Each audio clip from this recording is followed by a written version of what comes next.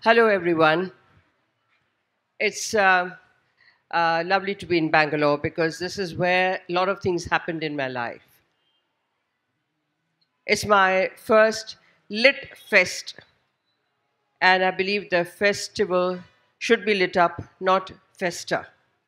So, anyway, here is Sujata who wrote on my life, and I would like to straight away ask her why did she choose me? Because I was absolutely stunned. I hardly knew her. So, what happened?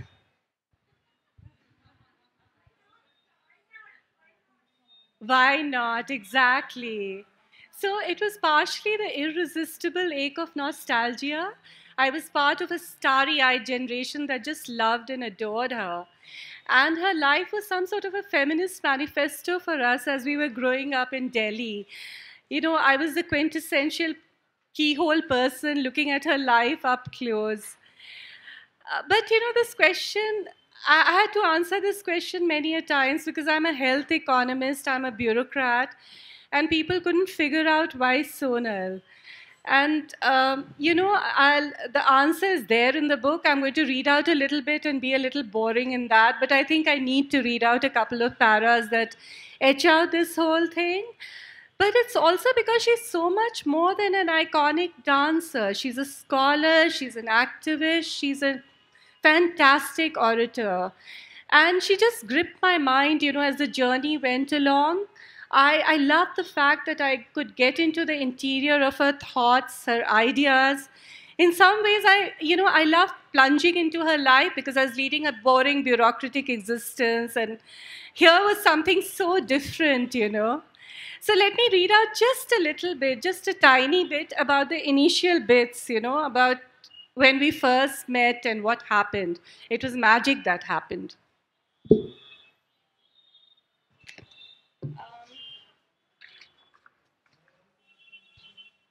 So here it goes. I met Sonal on a cool evening on the cusp of winter at her home in Defense Colony in 2012. It was 2 days to Diwali, and the trees leading to her place were corseted in gold lights.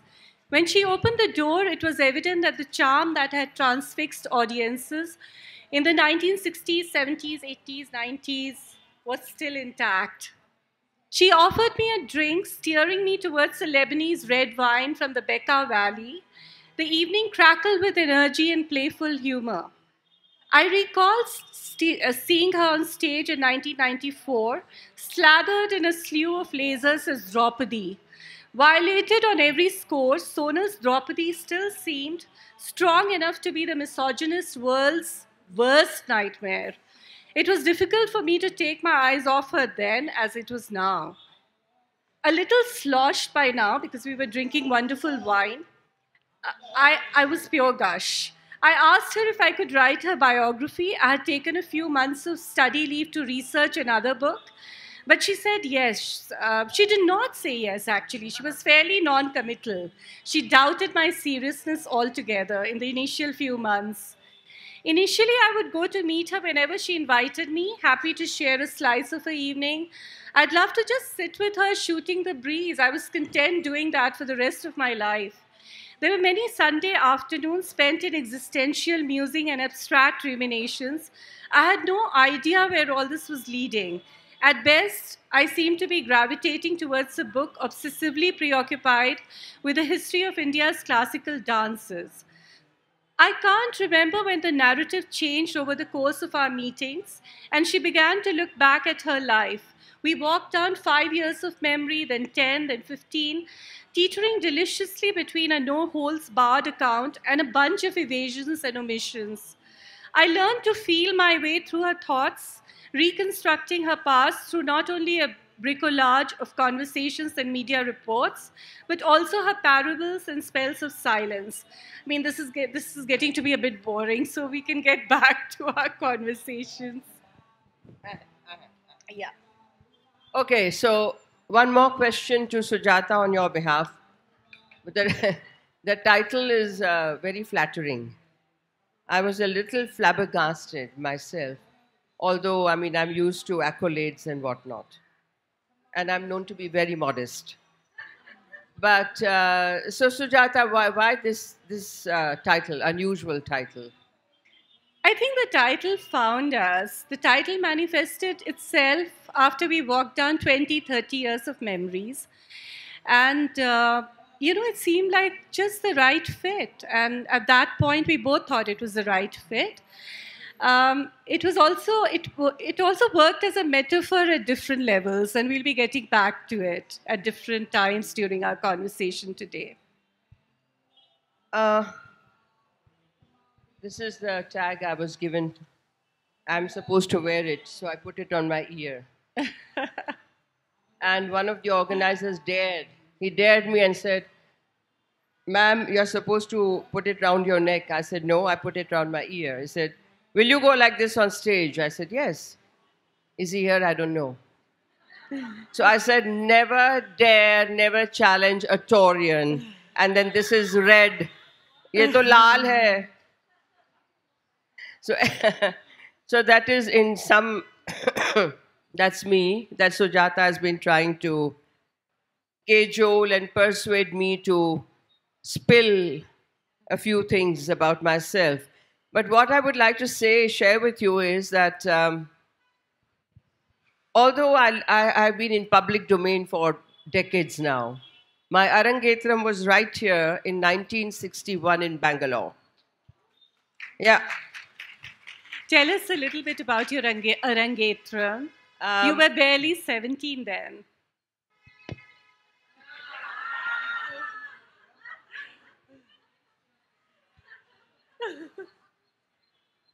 Sorry about this. Why? Not at all, not at all.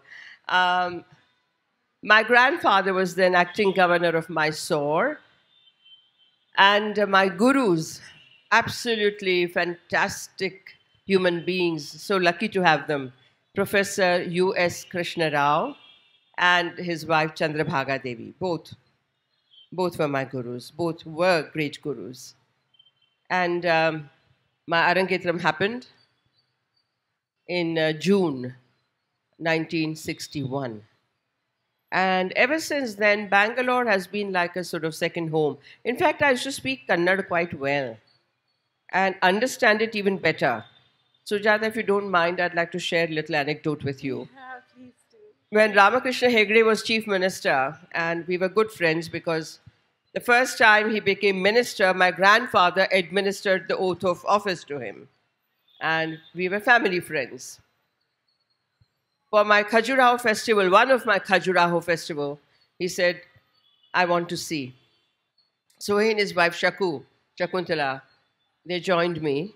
And the day after, morning after my performance, we're going down the famous temples, Kandarya Mahadev, and where the world famous Mithuna sculptures are there.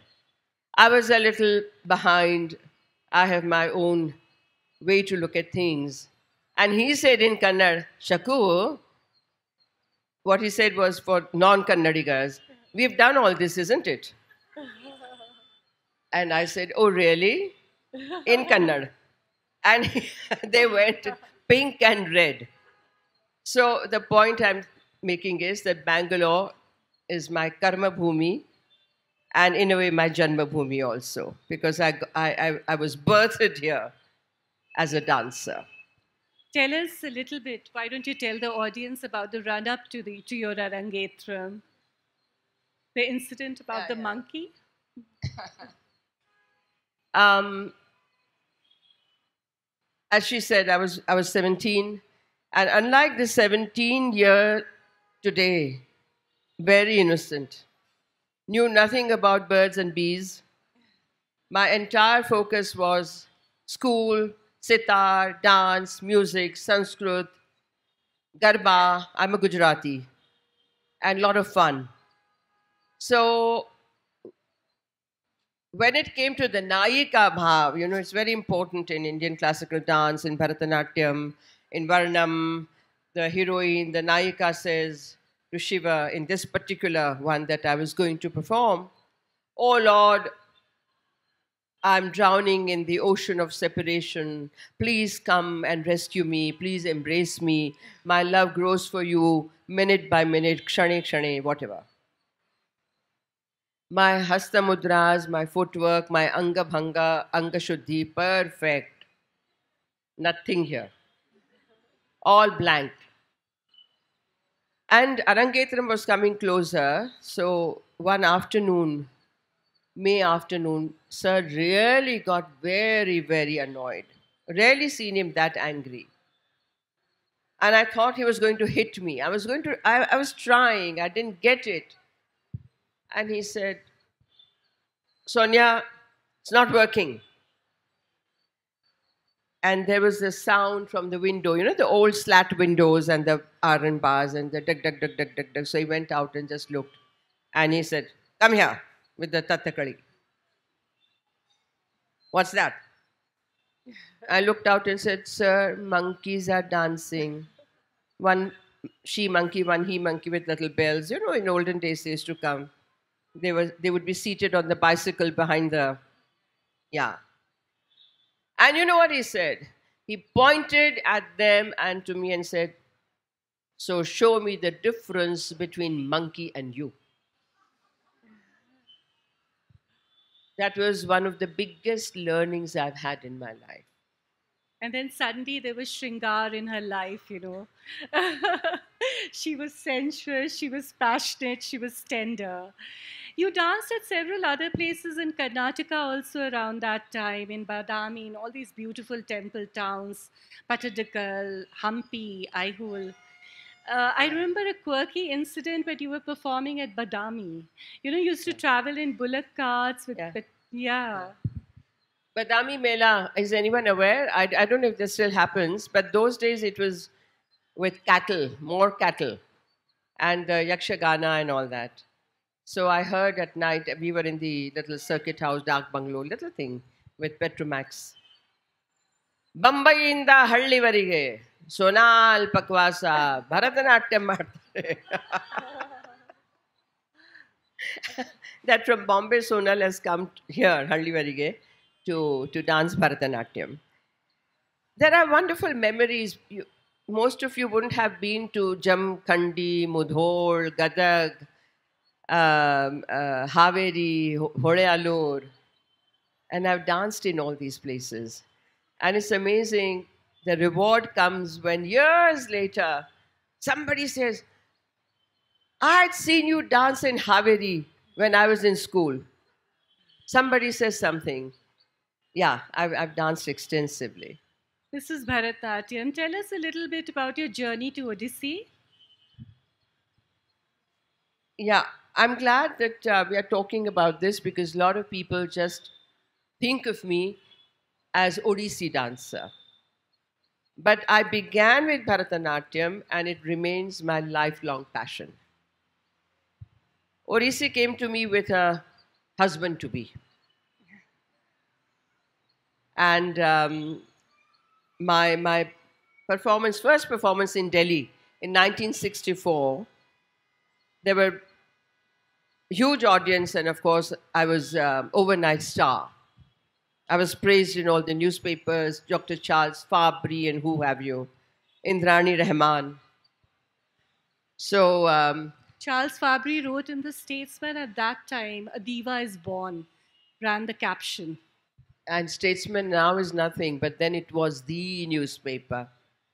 So I was introduced to a very charming young man. And when he smiled, only that white teeth showed, they dazzled. But so we picked up friendship, and he happened to be a probationer in Foreign Service from Orissa. And unbeknownst to me or my parents especially, my grandfather was very liberal. His father wrote to my father and said, my son has fallen in love with your daughter. From Cuttack he wrote. And we proposed marriage between the two. My family was totally taken aback. You can imagine, 1965. Even today, how many people have been to Cuttack? You've been to maybe Konark and Puri. How many have been to Cuttack? So They were, my mother threw a fit for sure. Then my grandfather pacified her, and my father took out the map atlas. In school we had. So he said, Bombay, where is Cuttack? They troll through the map. And then I was conducted to Cuttack for engagement with a rusty sword. That sword couldn't have cut a cucumber. But that was the tradition. They were Khandayats, Rajputs. And he was in Geneva. So I was engaged to the sword, rusty sword. And as soon as my father left next day, my father-in-law called for a car and took me to the most famous institution at that time in Cuttack, Kala Vikas Kendra. And all the people were there falling at his feet. My father-in-law was a great educationist, poet, writer. Even today, his name is taken with great reverence, Dr. Mayadhar Mansingh. And he always had a stick, and he pointed it at Guru Kelucharan Mahapatra. At that time, he was Keru sir teaching there. Keru, e hochi mor bahu sonal. Tume tak Odissi sikhaibo. That was that. You will teach her Odissi. Finished. That's how.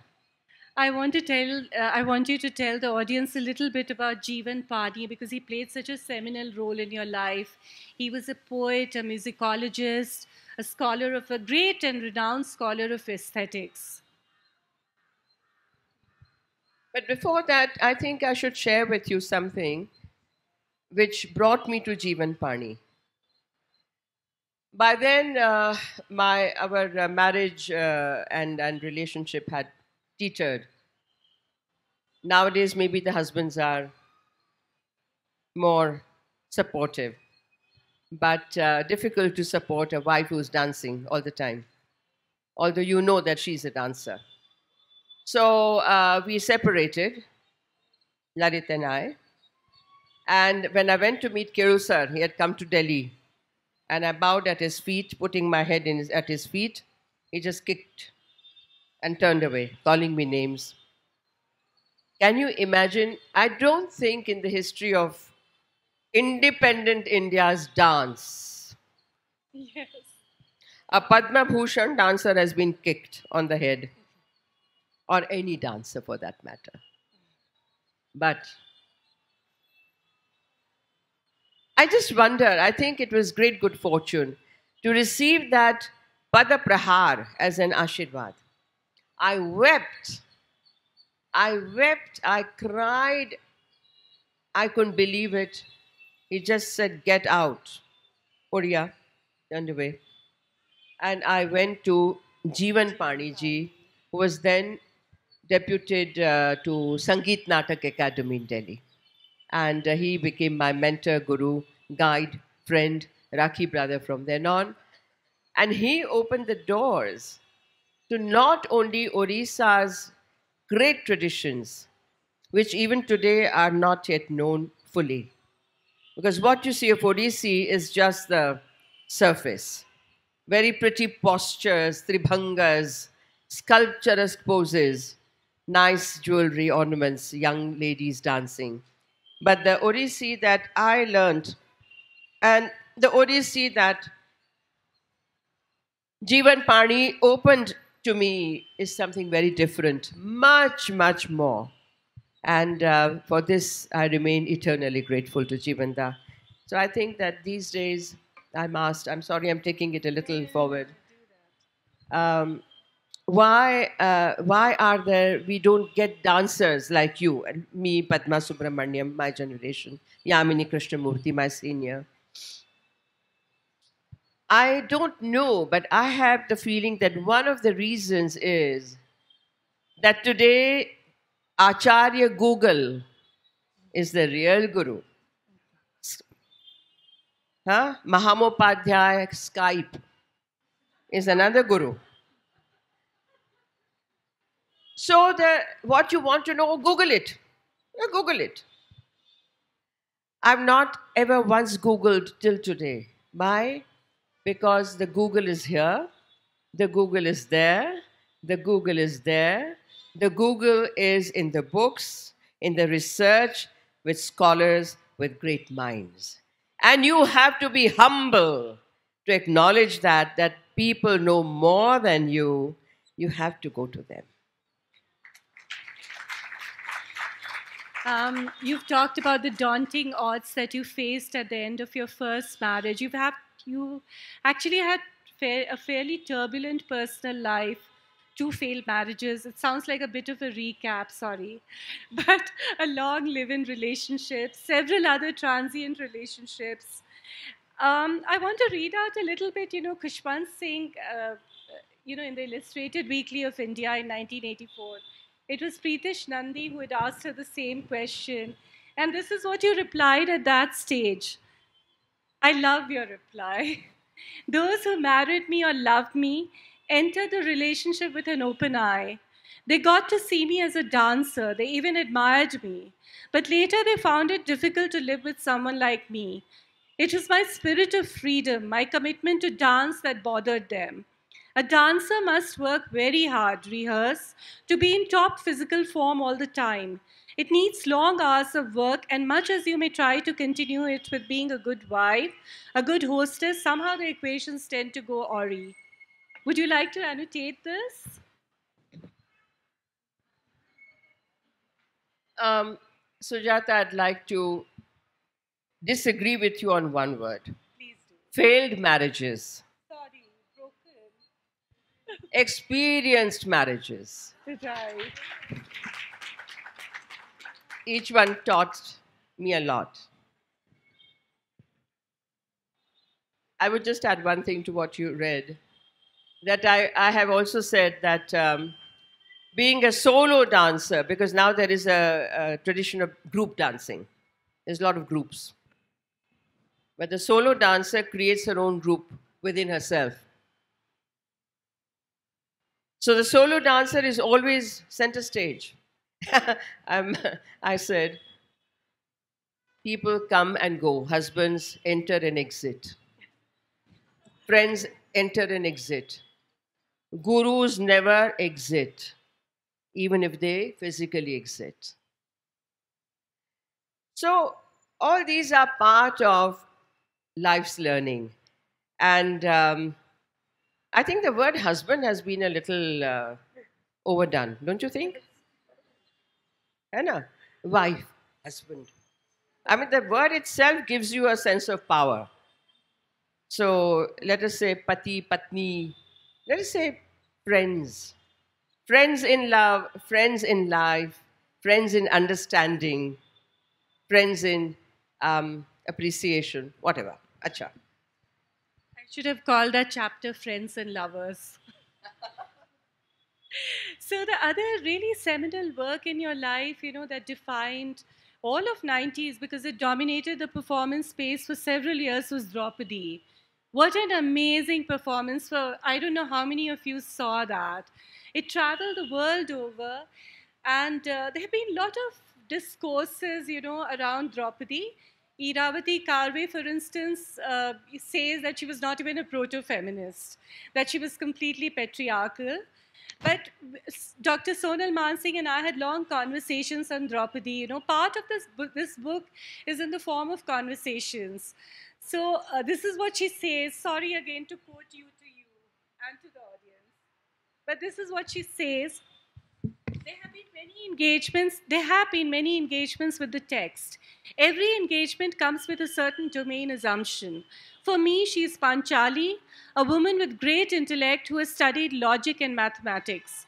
Born from Agni Garb, a womb of fire, she is Prakriti, the powerful cosmic principle of creation and dissolution. She is Kali, the fascinating dark goddess who plays with time, creating it and destroying it. Her demand for revenge is in the form of blood. When she's pulled by her long, curly, flame like hair by Dussassin, she leaves her entangled hair open until washed by the blood of Dussassin. And I like what she says when she goes a little beyond it and says, the Kauravas have been taking heat for their acts of misogyny. But Draupadi also holds a mirror to the chauvinism of the Pandav brothers, especially Yudhishthir, who was a really flawed, weak-kneed, and spineless man. Show us a little bit of Draupadi, no? Some Abhinay.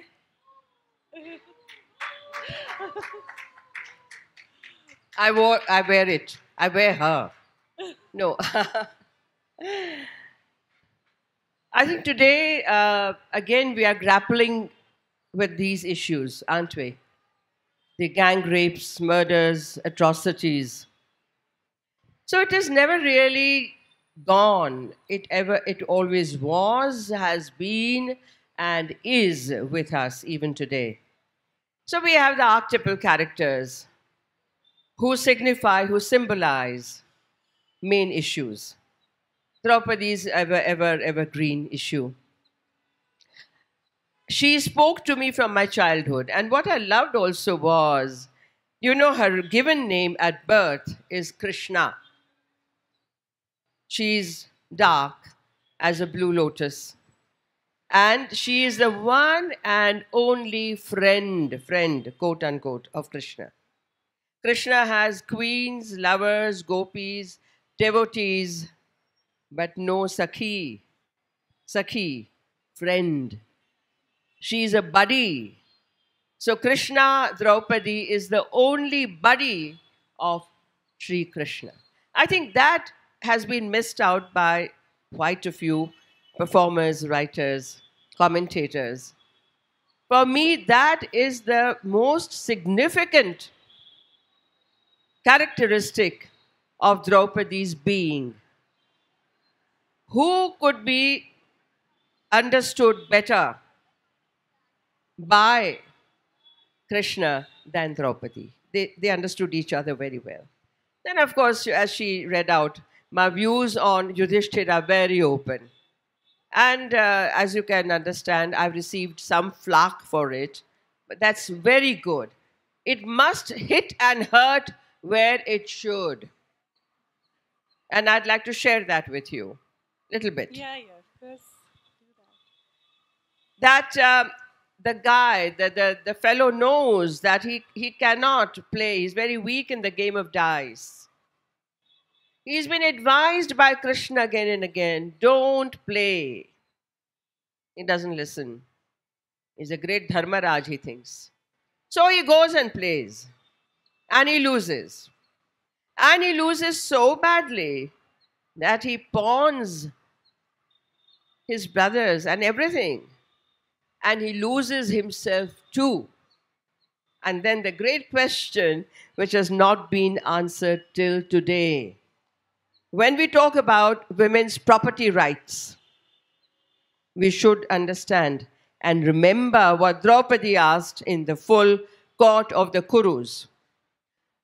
She said, how is it that a man who has lost himself in the game then pawns me, puts me as a pawn? He has no right to do so. He has no legal right to do so. How did he do it? There is no answer, then or now. And this Yudhishthira not only puts her, but if you read Mahabharata, Vedavyasa's recension, he describes her beauty, she's inside in absentia, from top to toe. Who, in his senses, would describe his own wife in a full court from top to toe, each anga upanga, and saying, such a beauteous woman, I Give to you. Yes. And I think we need to always reread, rethink, revisit, re-navigate. Not only these are not myths, this is history. Our past and conjoin it to our present. And this has been my work, as she has written, that it is never for me a story that was, a story that is still being played out. As manifested in your Natya Kathas that you introduced in the 50th year of your dancing life, The Natya Kathas, none of them are set in stone. She does kathas of Krishna, of Devi, of Istri, of Panchkanyas. Draupadi manifests itself again and again, but not set in stone. Every time she performs these stories, there is a new embellishment, something new in the rendition. Would you like to talk a little bit about your Natya Kathas and also about how you connect them to the current social, political, economic, and environmental discourses? Yeah, the Natya Katha is something different. I mean, I'm going to get up. Very boring sitting down. I might be breaking some norm of the Lit Fest, never mind. I'm always breaking things, breaking hearts. So one of the things, In, forgive me for saying this. Actually, you go on. I'll tell in you. 2009, friends asked me, they said, we want a bhajan sandhya from you. I also sing. And I said, no, I'm not Anup Jalota. You can invite him, you can invite somebody. They said, no, no, no, no, no. What we meant was just do what you like. But we want you to do something, not a dance program, but I said, okay, give me time. And then Janmashtami was around the corner, and I said, okay, I usually dance and I usually talk about what I'm going to do, explain, share. I'll do something. So I called it Natya Katha. Katha is the ancient form in so many countries of the world, as in our country. You have Hari Katha Kalakshepam in South. But my Katha is my Katha. It's a very elastic format. I started with sitting down 2.5, 3 hours of singing, abhinaya, explaining, upadesh with my musicians, with some back projections of beautiful miniatures. And then it has grown. It has grown so beautifully, there's an organic growth. And every time a new Krishna emerges, a new Radha emerges, Sudama, Kuchela comes, Uddhav comes. You know Uddhav, the friend of Krishna's, the new generation, the yo. I don't see many yos here. I would have loved to see them. I think the yos went out with the previous session. Yeah. But otherwise, I have a lot of yos in Bombay, in Delhi, and Jaipur. Yeah, yeah, yeah. So when I do this yo baby, my students say, Guruji. I says, yeah, so what? I mean, what's so great about it? But the yo is great when you close it, it becomes Simha Mukha Mudra. Yes. It's one of the 28 hand gestures with single hand described in Bharatanatyam Shastra. And then what you can do with it, I show them. Caress it becomes a cow. Cow, not buffalo. We don't like to show buffalo. And you do it with your eyes and it becomes a deer. And with your expression becomes a lion or a tiger. And like that, there are several usages. So I said, yo, baby, goes with yo. So like that, I do. I talk about Krishna, the life from his childhood, his birth, the significance. Right from babyhood, Krishna had to grapple with the demonic forces. Today we have demonic forces again all over the world, in India. So the battle between the dark forces and the light is never over. That's the message. But you have to constantly keep at it. That's the second point. There is Yamuna, polluted. The Kaliya, the story tells the Srimad Bhagavat, the horrible poisonous cobra Kaliya with the whole clan had taken home, had made his home in the Yamuna, very close to Gokul, where Krishna and the family stayed, with the purpose that they come, they swim, they drink this water, and they die. So Krishna throws the ball on purpose, goes and grapples with Kaliya and defeats Kaliya and tells him, get out from here, go to the ocean. Because, you know why? He would have killed him, like all the other demons. The Nagapatnis, the wives, prayed, don't kill a husband. He made a mistake. Forgive. So he said, I will forgive because the women are asking. Go away. And my take on this, it just came to me in my first katha. And I said, hello, the Yamuna in Delhi is exactly what Srimad Bhagavad has described. Now, stinking, poisonous, polluted, dark, filthy, frothy. Yes. And then it occurred to me, and I said, who is Krishna today? The Supreme Court? Government? You won't believe it. Somebody said, all of us from the audience. All of us, we have to become that. Krishna or whatever, Tattva, whatever, whoever, to jointly endeavor. So, like that, so many things come to me and I keep sharing them. She referred to Panchakanya. One of them is Draupadi. Again, I have to correct the general perception. Ahalya, Draupadi, Kunti, Tara, Mandodari, Tatha, Panchakam, Na, Smare, Nityam, Mahapataka Nashanam. Where are the women today? She committed, she's an adulteress. Shoot. Somebody did something, shoot. Somebody did something, no fault of hers, gang rape. The Panchakanyas are strong women. They have taken lives in their own hands and they live in their own space and time. These are not just mythical women. So, this is the message that comes across. We are all Panchakanyas. Like that, Sujata, you've mentioned that. I mean, I can, all the sessions gone, I will do my katha right here. So, how do you remain? One of the last questions that I want to ask you, how do you remain grounded, so sane? I mean, so many awards, so many honors, audiences mad about your dance in 99 different countries. How do you remain what you are?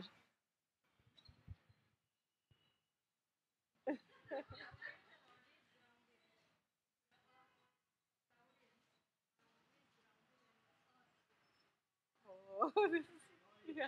Taurians are always grounded, she says Amma here. I've seen Taurians who are flying and falling down. Taurians with wings also. No, no, that's sweet of you. Thank you. Yeah. No, I think it's just a realization that we are here, gone tomorrow. It's a realization that we all grow older, we all grow. It's a realization that there's so much to do, the realization that so much to give, to share, unburden before I leave, and permanent gratitude.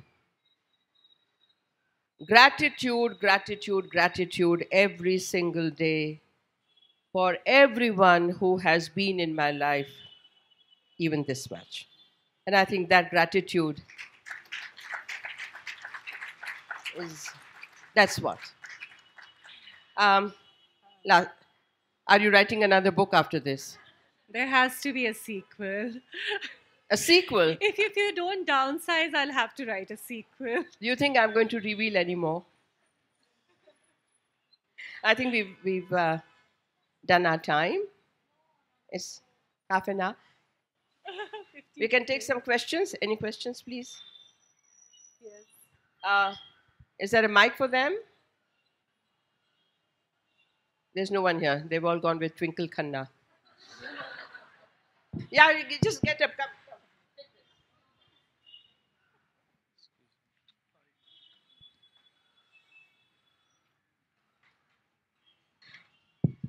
Thank you, ma'am. Honored to be conversing with you. I just had a small question. What would you say a child who has grown up without ever getting a chance to dance? What has that child or that person missed out on?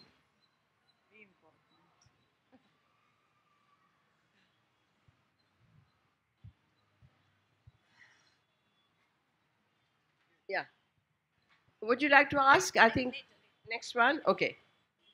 Um, Dance as such, not only Indian dance, but dance, is something that involves all your energies, body and mind, even if it's break dance or it's hip hop, because the mind has to direct the body. But with Indian classical dance, especially, and that to Bharatanatyam, Odissi, it is the yoga, the epitome of all yogas. It's Nritya Yoga because it involves body, mind, spirit, emotions, expressions, experiences, observations, music, sculpture, weaving. You know why? I'll tell you later. You meet me. We'll have coffee. And literature, sahitya, great sahitya, everything. A person who has missed out on dance has missed out on a huge chunk of consciousness, of awareness.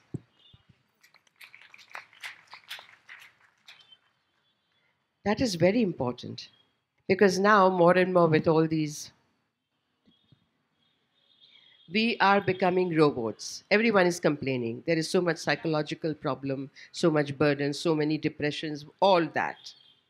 Dancer, she is, or he, more she, is like that.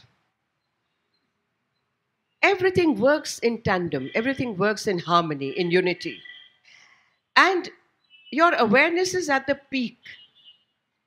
And you are able to garner responses, you are able to tickle, you are able to make your audiences play, imagine, be with Krishna, be with Ram, be here, now, dance, swim, whatever, without any settings, anything at all. How does that magic happen? Unless the dancer herself is so aware, she is at that time the ocean of Chaitanya awareness. And there is a cosmic, now people say, oh, spirituality, don't talk to us about that. Oh, cosmic, what is that word? Doesn't matter. There's something larger than all of us. We know that. We don't like to acknowledge. That's our problem, not that problem. There's something much larger. And in a rare moment, if you say ting, and that ting becomes collective ting with the audience, oh my God, that is nirvana, that is moksha for that minute. Huh? And I have experienced that. My audiences have experienced that by the Ashirvad. And that's why even after years and decades of Kailas, Wow. on the Ashtapada, where Buddha, Mahavir, Nanak, Lakshman all sat and did tapasya. I mean, I'm in front of Nataraj and Nateshwari. I'm crying and dancing there. Half an hour I danced. I did 2,500 bhastrikas and went and danced. When I danced with Dalai Lama, he invited me to McLeodganj. He's never before, never since invited anyone. When I dance the Buddhist Charya Giti, the Tantric Buddhist pad, he's weeping like that. And later on, when he comes to greet me, he says, how did you know Sabari is my Kuladevi? Like that, so many things have happened. Each performance, my dear, is special. Thank you so much.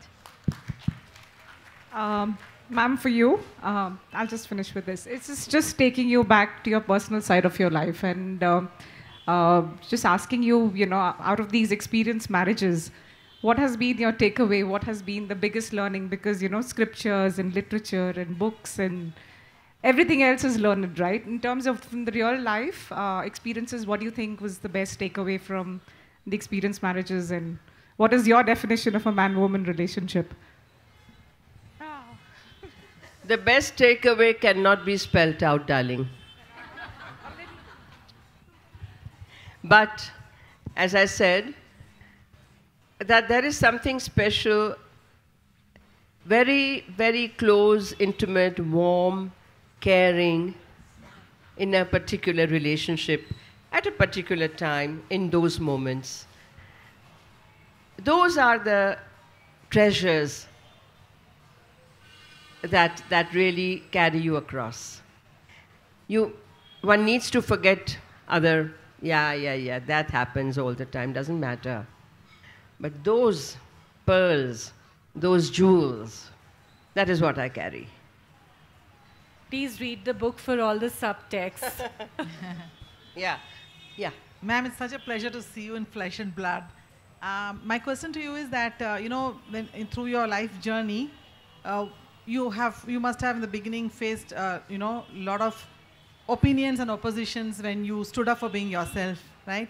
And there must have been a turning point in your life which defined, who you're going to be for the rest of your life. So what was the turning point, if there was one? Yeah. You've really taken me back. Have you read the book? I haven't yet, but I will be. Because it's... Okay. When you met me. Definitely. Yeah. Right here in Bangalore, before my Arangetram, I was going morning and late afternoon for my rehearsals with the Gurus, Krishna Rao sir and auntie. And Dadaji, my grandfather, one day afternoon was closeted with Chief Minister Nijalingappa and Finance Minister B.D. Jatti. Now, as is in our custom in our traditional families, Gujarati family, you just go and say, Dadaji, હું જાઉં છું આટલા વાગે આવીશ. I'm going and I'll come back at this time. I was already in my practice sari. He looked at me. Suddenly he said, બહુ થયું, enough. Go back to your room. I was taken aback. Then he looked up and he never spoke like that. बहुत dance हो गया. I sat in the car, went to Krishna Rao sir and wept, and I said, I'm never going back.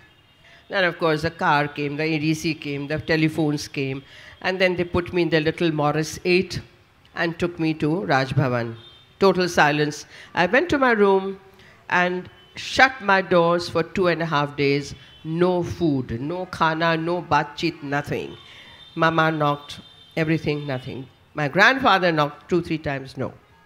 The third day, he said, darling, Sonal, I want to talk to you. Please open. I opened. What he told me was the history of dance in short and how it had fallen upon bad days and bad reputation. And so he said, yes, something happened when he suddenly thought perhaps that, it was going a bit too far. And he said, promise me something. I said, promise. And he said in Gujarati, Tu dance ne koi dado dhandho nahi banave. You will never make your dance a business. It will not be your business. It's not a business even till today. I still live in rented homes. I don't have an inch of property anywhere in India or abroad. I have kept that promise. And I think that is something that really made my life. Second thing he said, Atma Samman. Never compromise your self-respect. These two things.